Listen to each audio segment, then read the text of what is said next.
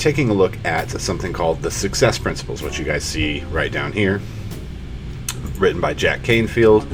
Oh, we're not ready to start. Just chill on me. What we're going to do, this is what I've come up with as far as how I'm going to add to the content that's already done, is we're going to debunk and rebunk the success principles. So the success principles, how to get from where you are to where you want to be, is a self-help book. Basically, it's like how to be successful. It's like Think and Grow Rich and Rich Dad, Poor Dad, all of these other self-help sort of guides.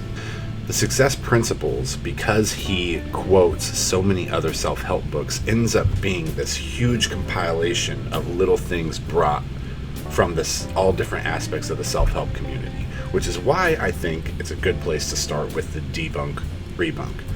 We're getting ready to tackle the second success principle. We're going to crawl through it. We're going to listen to it together. How best to apply these tips to our life, because what you'll find in this book, the second time I was listening through it, it irritated me that some of the things that he says are so conceited, and also a lot of the book is just him trying to sell you on his other products. Like, that's literally all he's doing, is trying to sell you on his other products. Buy my other books, enroll into this course, do this coaching method. I'm so successful because A, B, and C. He also gives a lot of stories of other people's successes, and then essentially takes credit for their success because they applied a specific principle. Now, what's interesting about this is that you'll hear him say in the book a number of times that you have to apply all of the principles at once to reap the rewards. Yet the large majority of the stories, in fact, every story you'll hear in this, is about how they applied just a few of them and obtained success.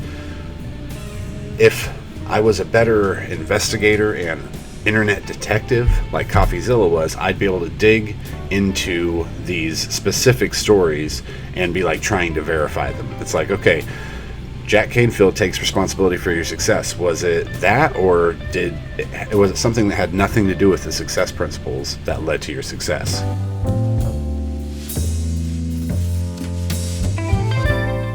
And then organize all your activities around it. Brian Tracy, one of America's leading authorities on the development of human potential and personal effectiveness.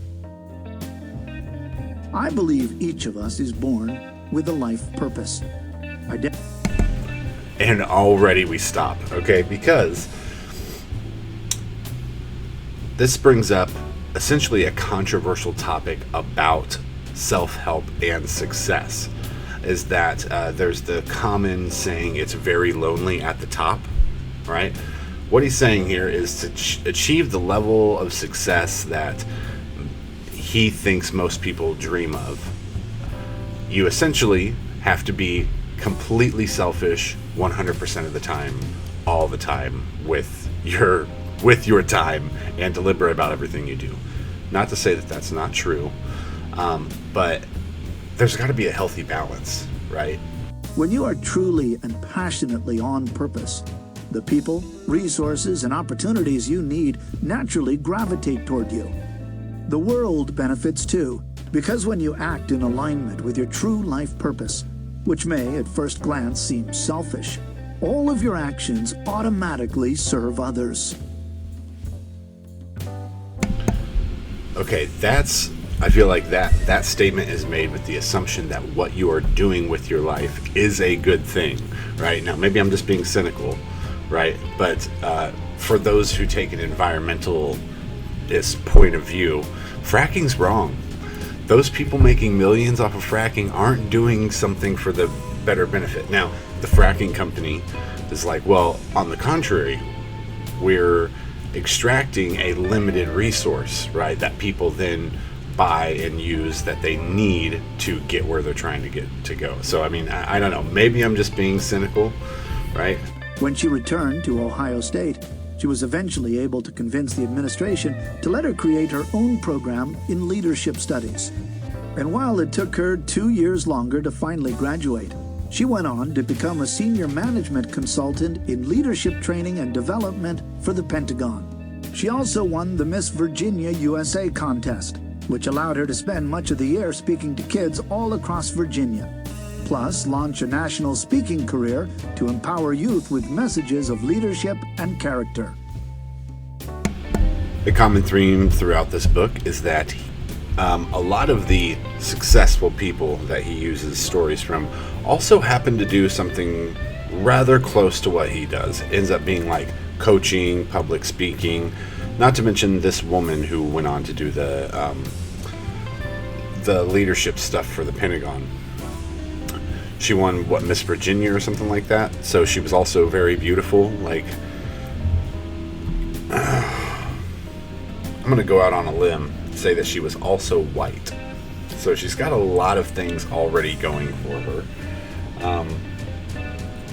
It's just that, so again, this brings me back to why we're doing the debunk-rebunk over the success principles. It is because the large majority of people in the world are not starting with a leg up. So how does someone with trying to squeeze $1 out of a dime who doesn't have a cent get a cent from the success principles? Be clear why you are here is just another facet of self-awareness. So take 100% responsibility for your life as the first success principle forces you to take a look at the past and applying that formula E plus R equals O, you're taking a look at the events in your past, how you responded, and the outcome that it got, hopefully from a more objective standpoint. That forces you to have some past perspective on yourself and your own actions. Okay, what happened rather than why? What? Because our recall can give us 1.5 million answers when we use the question why in retrospection or introspection rather than what. Sticking to the facts a lot of times will keep us from diluting intent and context that oftentimes doesn't give us a clear mental picture of what we did and why. So anyway, so with one being a introspection / retrospection, okay, taking a look at your past and responsibility for your response in the E plus R equals O formula.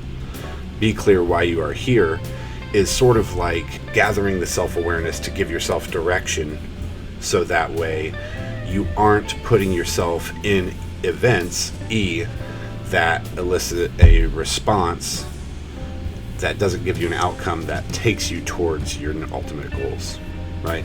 So like this principle 2 is another sort of self-awareness is key to success. That's sort of what these first 2 success principles already boiled down or into, is that self-awareness is one of the keys to success. So let's keep listening. Figure out what you love to do as young as you can, and then organize your life around figuring out how to make a living at it. Okay, so the key to that is to have a lot of life experiences, because if all you've experienced in your life is school and a couple of sports, I mean, what do you really have to draw from, right? Maybe something you've seen in movies. Again, joy you've seen in movies may not mean joy of something you've done, right? Like, this limits how creative you can be with your answer based on your life experience. So, not very helpful advice. There are many ways to approach defining your purpose. I learned this version of the life purpose exercise from... Okay, I'm going to do this exercise right here, live right now. We're going to see what we can come up with. Arnold M. Patent, spiritual coach and author of You Can Have It All. His most recent book is The Journey. You can read more about Arnold at www.thesuccessprinciples.com/resources. 1. Okay, all right, hold on. Before we go any further, I just want to show you guys real quick, because I find this pretty funny. /resources. The last time I went to this, there was pretty much nothing on it. Free Success Principles Instructor's Guide. Yeah. 1-year planning guide, victory log, mastermind okay, hold on, here we go. Alright, okay. This is updated a little bit. It looks a little better this time. That was the 1-year planning guide. Power of focus system will help you focus on achieving your goals you set in 7 major life areas discussed in Principle 3. Decide what you want. No, that's not the one we're looking for. Let's see. We're in Principle 2. His life purpose exercise. Okay, now this is what I feel like it should have done, even in the book, rather than successprinciples.com/resources. If this guy has a book, is he selling it on his own, right? Because here's the journey, revised and expanded, the principles in practice. So is everything here? Everything here is you have to pay for. I don't see the resource we're supposed to be accessing. 3. Okay, well let's hear what his instructions are. He had hit 1, so let's hear what that says. Here are some.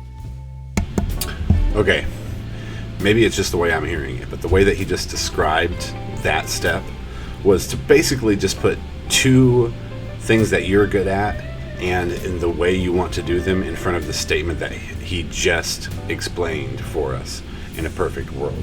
So mine would be, my purpose is to be a problem solver, is to use my problem solving ability and creativity to inspire others in a world that's like, that doesn't help me get to my purpose, because I mean what I would like to do is get paid millions of dollars to direct movies, right, and act in them. Okay, so I want to be the next Quentin Tarantino, as far as everyone knows a Quentin Tarantino movie when they see one. I want everyone to know a Kelly McKinney movie when they see one. I guess that's my whole thing. That's the Hohen philosophy. Pa-ching! I guess. Now you know. This is my super short show.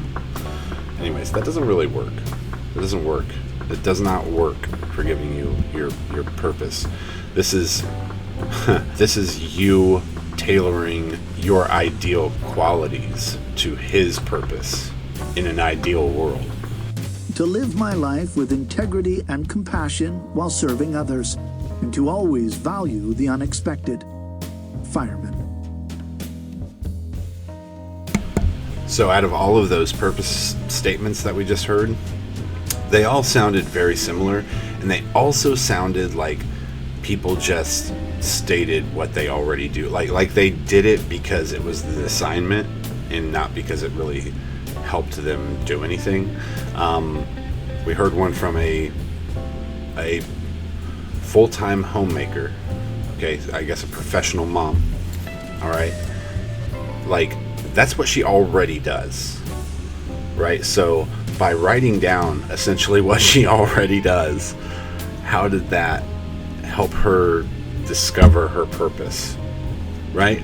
Because a lot of these people were more than likely restating what they already do or what they were already on their journey to do.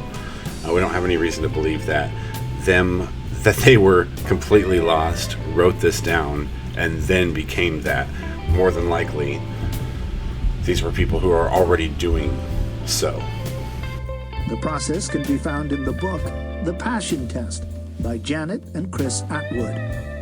The other exercise, which many people find to be the most powerful, is the Life Purpose Guided Visualization, part of my Awakening Power set of meditations on CD.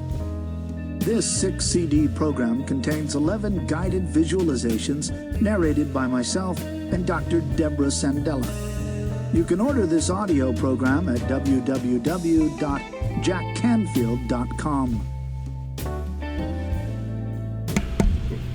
They sell you this self-help book as if they'll sell you any self-help book as if it is the only thing you need. But in order to get the most out of Principle 2, okay, because he's getting ready to be done with Principle 2 and move on to Principle 3. To get everything you need out of Principle 2, you need to go buy this other book by this Atwood couple that has the passion test in it. Also, he recommends his 6 CD program. Am I the only one laughing? Oh my goodness. He's selling you more products. That's pretty funny.